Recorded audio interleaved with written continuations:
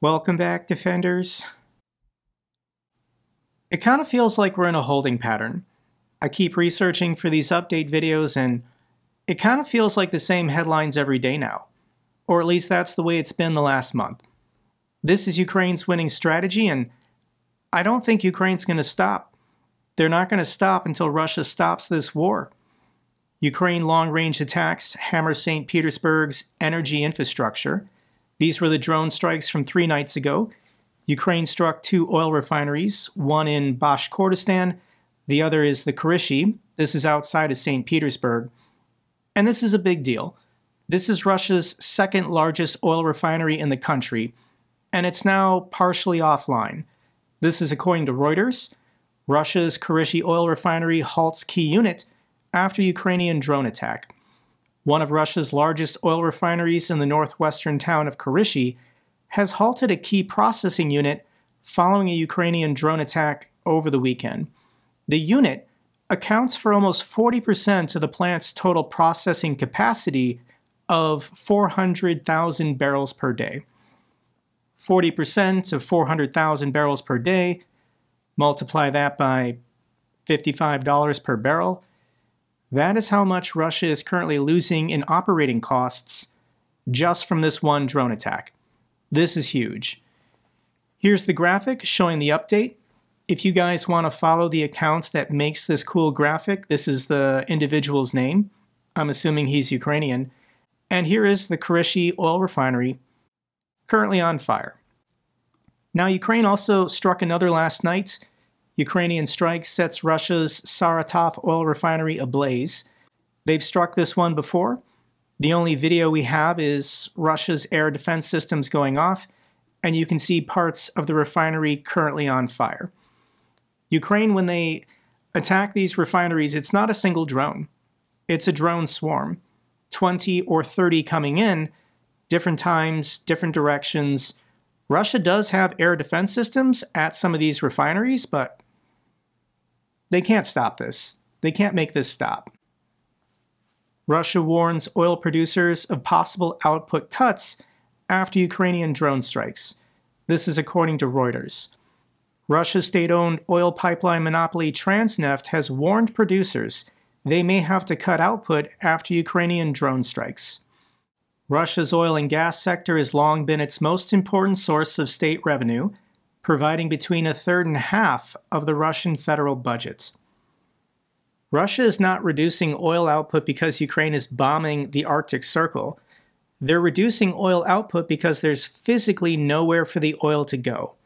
With the pipelines, the pumping stations, the refineries, the depots, and the export terminals being taken offline, physically, there's nowhere for the oil to go after they pumped it out of the ground, meaning that Russia now has to pump less. They can't store it, they can't refine it, they can't move it, and they can't export it. It's a problem. Here's an interesting graphic from Bloomberg. These are the strikes on Russian oil refineries over the last month and a half, but it shows the frequency.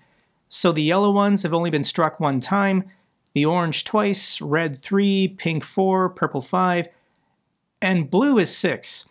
The Ryazan oil refinery outside of Moscow has been struck 6 times in the last month and a half.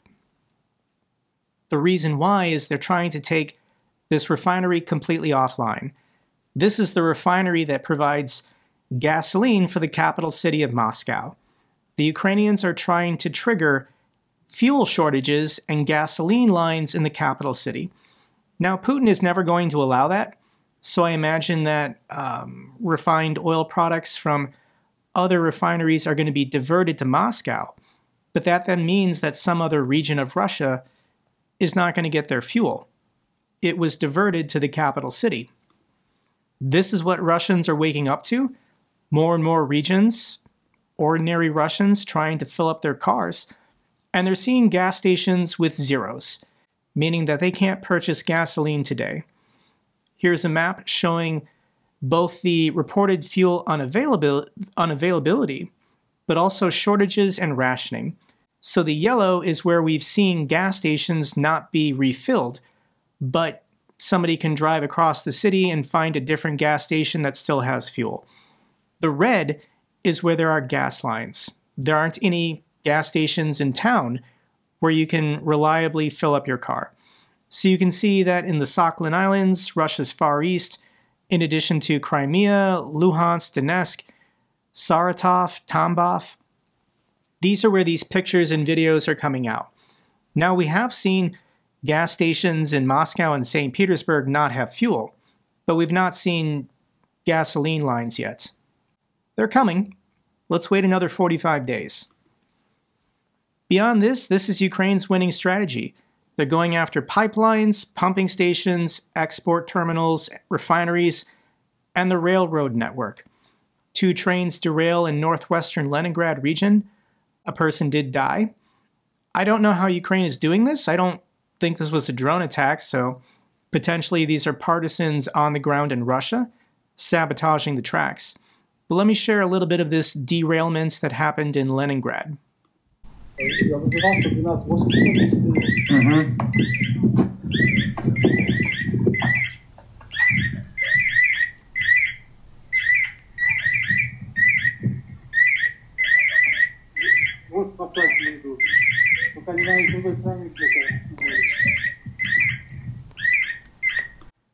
Russia currently has a locomotive shortage, so every time they lose one of these, it just slows down their rail network even more. Here's Peskov. He is the spokesperson for the Russian government, and he now says it. NATO is at war with Russia. Peskov doesn't do, in-person interviews. He always is like on the telephone or something. So let me read for you what he says. NATO is at war with Russia. This is obvious and requires no further proof. NATO is de facto involved in this war. NATO provides both indirect and direct support to the Kyiv regime. Therefore, it can be said with absolute certainty that NATO is at war with Russia. Every day on Kremlin state TV, they say that they've declared war on NATO, the decadent Nazi West, and how they need to denazify the entire European continent. So this is just NATO fighting back. NATO, in my opinion, was pretty generous towards the Russians the first 6 months to a year of the war, hoping Russia would just go back to their own country and go back to business as normal. But it's been 3.5 years.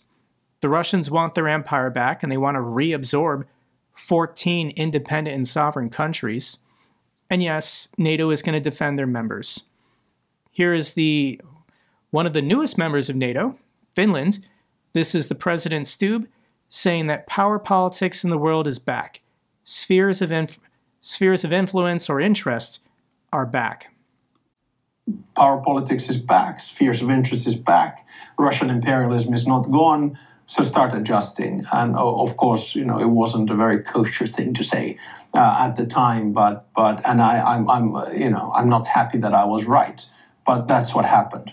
But no one listened. Well, some people listened, some didn't. I think kind of a lot of Eastern European countries were right about Russia at that time. But I think we were all sort of in this wave of, Russia is going to become a democracy. We were even thinking China is going to become a democracy. And, if there is technological advancement, if there is freedom, people are going to use it. There was Arab Spring, et cetera, et cetera. But my big argument is that right now we're living in a 1918, 1945, or 1989 moment in world history. And now we're in a similar situation. We just don't know where the world is going to go. He's right. We don't know what's going to happen 6 months from now, a year from now. North Korean soldiers are helping the Russians invade and conquer Europe. I don't think anyone would have predicted that 3 or 4 years ago. I don't want this war to escalate, I don't want it to broaden, but the Russians are not giving us a choice. Since that was the president of Finland, I do want to mention this detail. This is deepstatemap.live. This is the map that a lot of YouTubers use. And when you scroll up, it shows parts of Finland being occupied by the Russians. This was after the Winter War in 1940-41.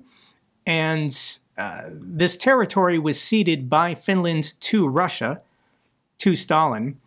And I guess, if we're going to decolonize Russia, Russia eventually is going to have to give up on their empire. Their military is occupying part of Moldova, occupying Chechnya, occupying part of Georgia, occupying 20% of Ukraine. Kaliningrad shouldn't exist. Occupying parts that used to belong to Lithuania and Estonia, as well as Finland. Russia is forcing this outcome. Either they kill everyone and win, or their empire is going to collapse, and Russia is going to lose more territory as a result of their consequences declaring this war on NATO. So let's fight back. Norway opens large training camp for Ukrainian military in Poland.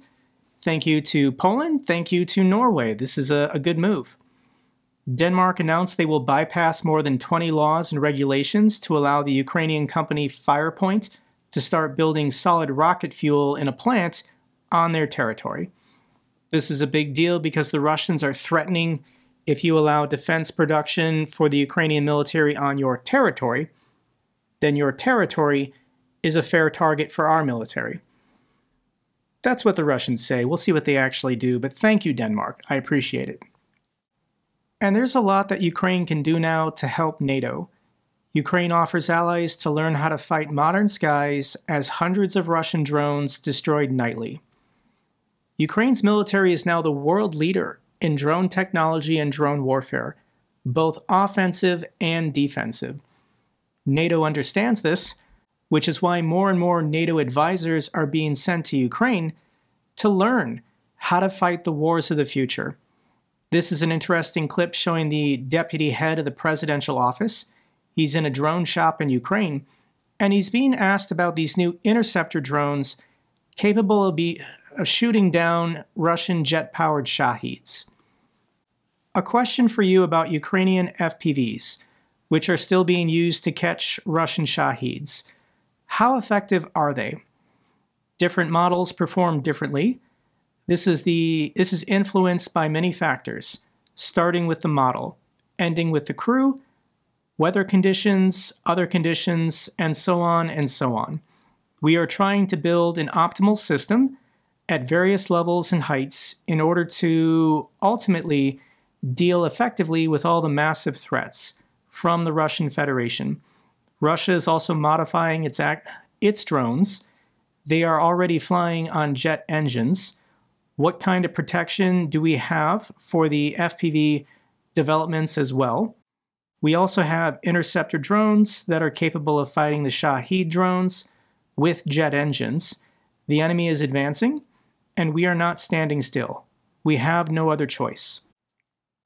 This is kind of a cat and mouse game of development. Anytime you develop a new technology, the other side can just evolve. Try and find a counter or a better version that makes the tech you just invented obsolete. But this is very promising. These new interceptor drones are being used nightly. They are showing promising results, and with the iterative process of constantly making improvements, they're only going to get better. Let me share with you this video. This is put out by Ukraine's military, showing a compilation of interceptor drones taking down Russian surveillance drones. So Russia really needs these to spot artillery, to spot HIMARS, troop movements. Russia needs eyes in the skies to coordinate attacks. But Ukraine has gotten really good with intercepting Russian surveillance drones. So I remember the first time Ukraine successfully did this, like a year and a half ago or 2 years ago maybe. I do remember the first time a Ukrainian FPV took down a Russian surveillance drone. But this is now daily. Ukraine has perfected this technology. They've gotten really good at it, and they're going to keep blinding the Russians. They're not going to allow them to peacefully use surveillance drones in broad daylight. Concerning the map, I don't think the front lines exist today like they did 3 years ago. Russian tactics have changed because they're no longer doing these armored assault suicide runs. They're also not even really doing meat assaults anymore. They're still sending their soldiers to die, but they're preferring sabotage and infiltration groups, trying to give thermal cloaks to Russian soldiers, like in groups of 2 and 3. They then try and get them to go as deep as possible, and they monitor them with drones. And if they find a hole in Ukraine's defenses, they then try and flood in dozens more soldiers. So this map is very confusing. It looked like the Russians had established a salient 18 kilometers deep, but then they got sandwiched. So here's some analysis from Tataragami. He's a former Ukrainian officer, and he makes an interesting observation. The dynamics of the battlefield have shifted even further in 2025. With manpower shortages and infiltration tactics, the front line in some areas has become far less defined and certain. That's one of the reasons I haven't posted any tactical updates in a while. It has reached the point where even soldiers on both sides are uncertain about the front line, at least beyond their own unit's tactical area. As a result, sources once considered reliable for mappers are no longer as dependable. The fog of war is nothing new, of course, but in recent years, people grew accustomed to accurate maps to the point of taking them for granted. Unfortunately, even I've noticed from open source maps, they have become markedly less accurate. This is especially true in the Pokrovsk area, where high combat intensity and the sheer size of the battlefield, combined with active offensive and counteroffensive actions at the tactical level, make clarity even harder to maintain. The best way to view the battlefield as a broad gray zone rather than a map of firmly established control. A small group that infiltrates territory does not truly control it. No more than 2 soldiers in a dugout who might not even see a movement of these groups nearby. So the front line is not like World War I. There are not tens of thousands of troops crammed into trench lines advancing through no man's land. The front line is a series of bunkers and dugouts, 2 or 3 guys here and there hiding underground. You cannot expose yourself because a drone or an artillery shell or an FPV will kill you. So both the Russians and the Ukrainians, are basically in these dugouts underground, moving around, and sometimes they don't even notice each other. So the front lines they're messy. I also want to zoom out and show what the rest of Donetsk looks like.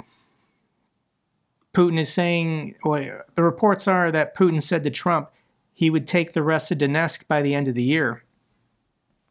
And we're now less than 4 months away. It just isn't going to happen. What's Russia's strategy? I've laid out Ukraine's, and it's going pretty well, but video shows moment Russian drone hits Kharkiv University building, 4 injured. This is, I think, the pharmacy building for Kharkiv University, and the Russians felt the need to bomb it in broad daylight. They did this during the daytime, so maybe they were hoping to kill a bunch of people, but I don't think anyone died. This is President Zelensky saying a typical day for Russia, which unfortunately continues to avoid truly strong global pressure in response to prolonging the war. This is the video caught on camera. It's horrific, guys. I'll link it down below if you want to see it for yourself. And I debated whether or not to mention this video, but I'm going to show it, part of it. These are Russian soldiers on some kind of farm in the occupied territories deciding to shoot a horse for fun. They filmed it. They were laughing the entire time. They took pleasure in shooting, this horse with a Kalashnikov. I'm going to play the first 10 seconds so you can see for yourself, but I'm going to have to link it down below because I can't obviously show the video.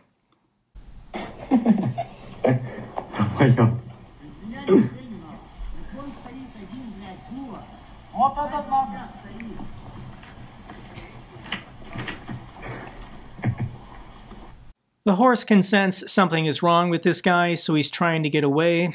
The Russian soldier corners him with a fence line and then just starts shooting him. And the horse is screaming, obviously in pain. They took this video on purpose, and they proudly uploaded it. This is who these people are. They need to be stopped. What else can Russia do? And just intimidation. This is RT News announcing Zapad 2025 military exercises in Belarus. The Belarusian and Russian military is basically wargaming an invasion of Poland. This is the purpose of this military exercise. I'll link it down below if you want to see their goofy military drills, but what is the point of doing military exercises when your military is already fighting a war? Like, if these guys want to get battlefield experience, they don't have to war game. They can go to the war they started. So this is kind of bizarre. But the dictator of Russia made an appearance in Belarus for the war games, and he's wearing his military uniform because he wants everyone to know he's in charge.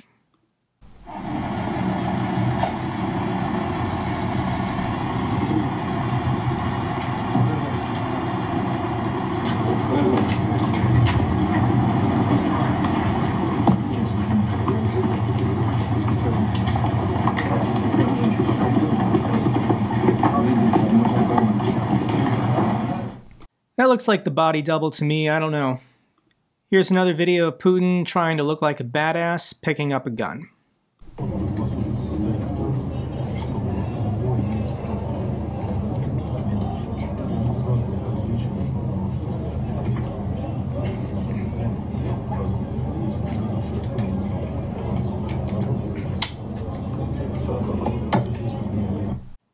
Did you see the way he handled that gun? Total badass. He definitely knows what he's doing. Or maybe he doesn't. This is an interesting story, but in response to Russia and Belarus's war games of an invasion of Poland, Poland decided to close their border with Belarus. This is also in response to Russia deliberately launching dozens of drones into Polish airspace, but Poland completely closed their border with Belarus, and this has China upset. Closure of Poland's border with Belarus derails $25 billion in Chinese exports. China is pressuring Poland to reopen its border with Belarus after the closure froze a €25 billion rail freight link to the EU. So everything that China ships to the European Union by rail goes through Russia, goes through Belarus, goes through Poland, and then is offloaded to wherever people are buying it in Europe. But Poland closed the border, so China can't get their exports out. And China is putting pressure on Poland to reopen the border. They're not putting pressure on Russia to stop their war games or to stop launching drones into Poland. They're upset with Poland. Putin's Polish drone incursion was a calculated probe of NATO resolve. Russia's use of unarmed but weapons-capable drones against Poland represents a new escalation tactic designed to test NATO boundaries. Yes, it was a test, and we failed. Trump's Poland drones response alarms NATO allies. They question U.S. defense commitments. In response to Russia launching dozens of drones into Poland, also now Romania, Trump doesn't care. He made excuses. He said maybe Russia did it accidentally, ignoring what Poland is saying and ignoring his own intelligence agencies. Trump has proven himself time and time again to be covering for Russia, to be on Russia's side. So yes, if you are a member of NATO and you are planning on the United States to help you or defend you in the event Russia attacks you, Trump just isn't going to do it. He doesn't care. He would choose Russia over any country in Europe. He would choose Putin over any European leader. That is his preference. He can't make it any clearer. And this is disappointing. U.S. military officers visit Belarus for Russian war games. The surprise visit by U.S. officers is seen as the latest sign of warming ties between Washington and Belarus after a series of high-level visits and gestures of goodwill. Okay, so let me play just a little bit of this clip, and you can see these are the two Air Force officers meeting with a Russian general at the start of the military exercises.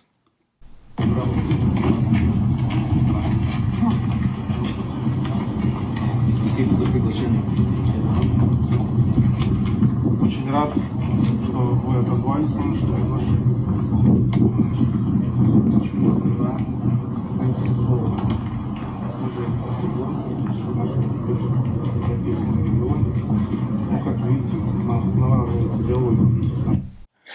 Okay, so as a former Air Force officer myself, first observation is that these are lieutenant colonels.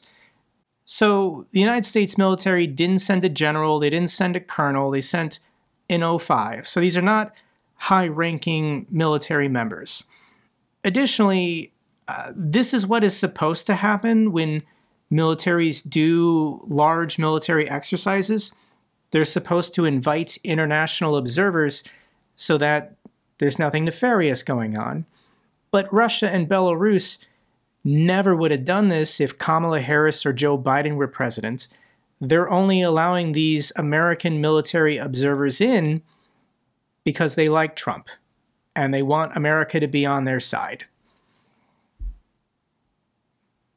Yep. Trump's push to warm relations with Belarus may save Russia's dying aviation fleet.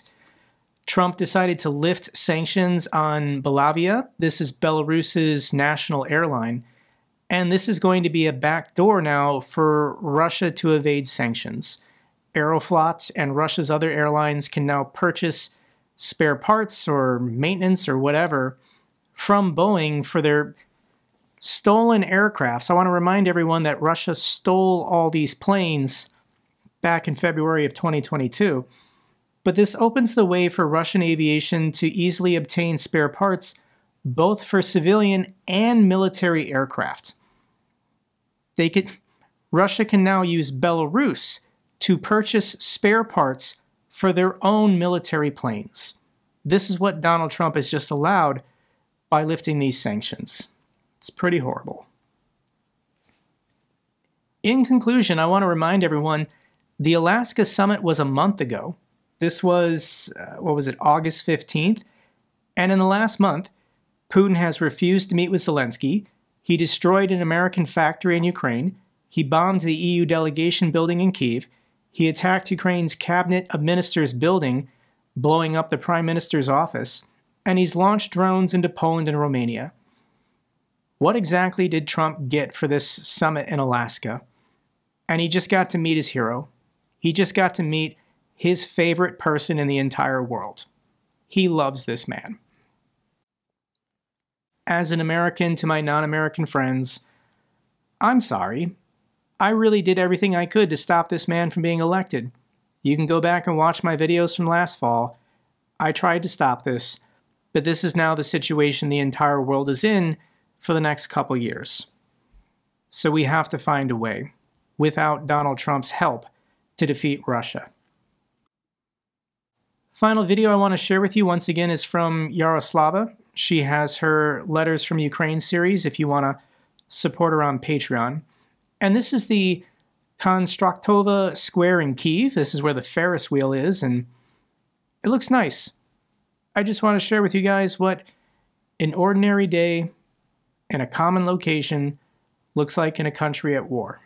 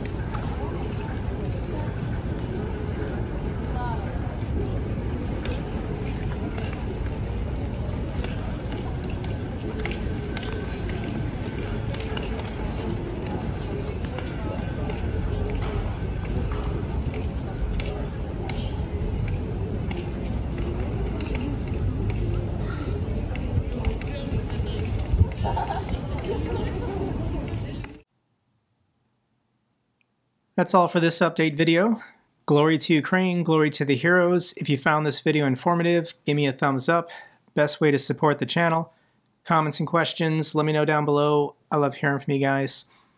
Till the next video, keep defending the truth, keep defending democracy.